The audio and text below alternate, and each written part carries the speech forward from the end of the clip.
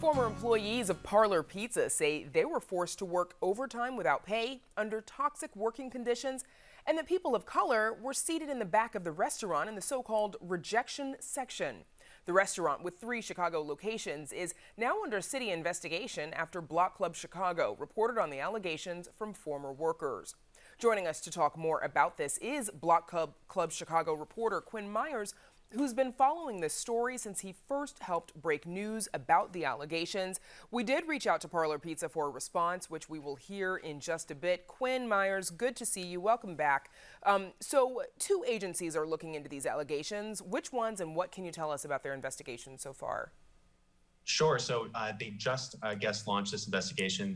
The Business Affairs and Consumer Protection Agency at the City of Chicago and the Chicago Commission on Human Relations. The BACP is looking into allegations that unpaid labor was performed at Parlor at the behest of management.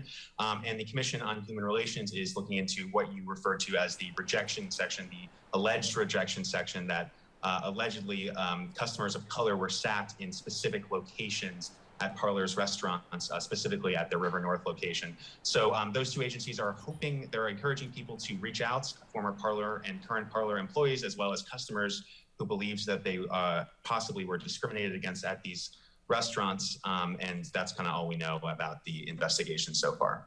And Quinn, of course, you write about harassment, and we just mentioned, overtime without pay. Describe some of these allegations from the former employees for us. Sure. So we spoke to several former Parlor employees who talk about the rejection section, what they call the rejection section. Allegedly, this was a specific location in the River North restaurant where people of color were often sat, a less visible location.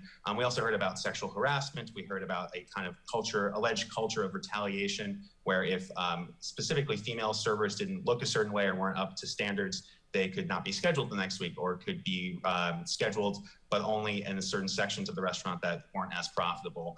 We also heard about allegations that after servers worked a full shift, they would have to clock out and then roll silverware unpaid. We heard from several former employees that they say they often had to work many doubles in a row.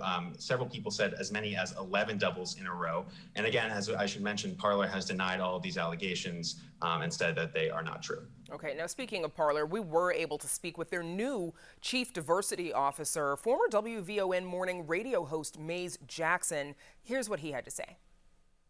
We strongly push back against our company being a racist company. But what I will tell you is that we do recognize that sometimes things happen. And so what we want to do is do a self-examination.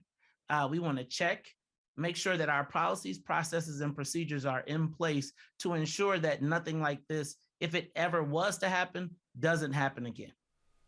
And Quinn, we don't have a whole lot of time left, but you also spoke to a manager. What was her response?